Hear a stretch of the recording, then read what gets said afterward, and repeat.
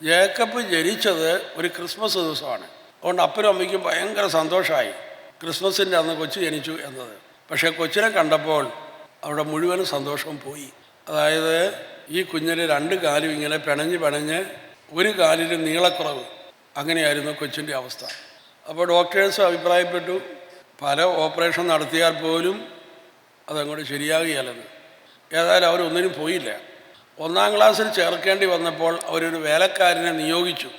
3-ാം ക്ലാസ്സിലെ പരീക്ഷ കഴിഞ്ഞപ്പോൾ ജേക്കബും മാതാപിതാക്കന്മാരും കൂടി ഇവിടെ ധ്യാനിക്കാൻ വന്നു.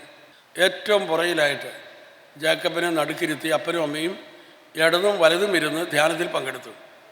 ആന്തരിക സൗഖ്യ പ്രാർത്ഥനാ സമയത്ത് ഈ സ്റ്റേജിൽ നിന്ന് ഇങ്ങനെ പറഞ്ഞു: നിങ്ങൾക്ക് ആരോടെങ്കിലും വെറുപ്പോ പിണക്കോ ഉണ്ടെങ്കിൽ അതെല്ലാം ക്ഷമിക്കണം. നിങ്ങളെ ആരൊക്കെ വേദനിപ്പിച്ചിട്ടുണ്ടോ അവർക്കൊക്കെ മാപ്പ് കൊടുക്കണം. നിങ്ങൾ വേദനിപ്പിച്ചവരോട് മാപ്പ് ചോദിക്കുകയും ചെയ്യണം. ഇത് ഈ സ്റ്റേജിൽ നിന്ന് പറഞ്ഞു കഴിഞ്ഞപ്പോൾ ഈ അപ്പനും അമ്മയും കണ്ണടച്ച് അവരുടെ കഴിഞ്ഞ കാലങ്ങളിലേക്ക് പയ്യെ നോക്കി. അങ്ങനെ പലരുടെയും മുഖം അവരുടെ മനസ്സിൽ തെളിഞ്ഞു വന്നു. അവർക്കൊക്കെ ക്ഷമ കൊടുത്തും ക്ഷമ സ്വീകരിച്ചും അവരിങ്ങനെ കണ്ണടച്ച് പ്രാർത്ഥിച്ചുകൊണ്ടിരിക്കുകയാണ്. അവരിങ്ങനെ ക്ഷമ കൊടുത്തും ക്ഷമ സ്വീകരിച്ചും പ്രാർത്ഥിച്ചുകൊണ്ടിരിക്കുന്ന സമയത്ത് ഈശോ വന്ന് ഈ ജേക്കബിൻ്റെ മുമ്പിൽ നിൽക്കുന്നതായിട്ട് കണ്ടു.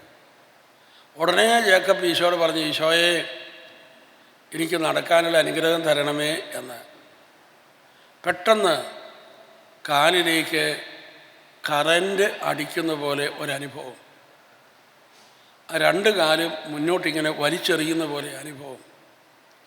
ആ കാല് രണ്ടും നേരെയായി. നീളക്കുറവുള്ള കാലെല്ലാം നേരെ ഒപ്പമായി. ഇതെല്ലാം ഏതാനും സെക്കൻഡുകൾക്കുള്ളിൽ ഇങ്ങനെ നടക്കുകയാണ്. അത് കഴിഞ്ഞപ്പോൾ ജേക്കബ് ആ കസേരയിൽ പിടിച്ച് ജീവിതത്തിൽ ആദ്യമായി പരസഹായം കൂടാതെ എഴുന്നേറ്റ് നിന്നു. 2 സ്റ്റെപ്പ് മുന്നോട്ട് വയ്ക്കാൻ ശ്രമിച്ചു.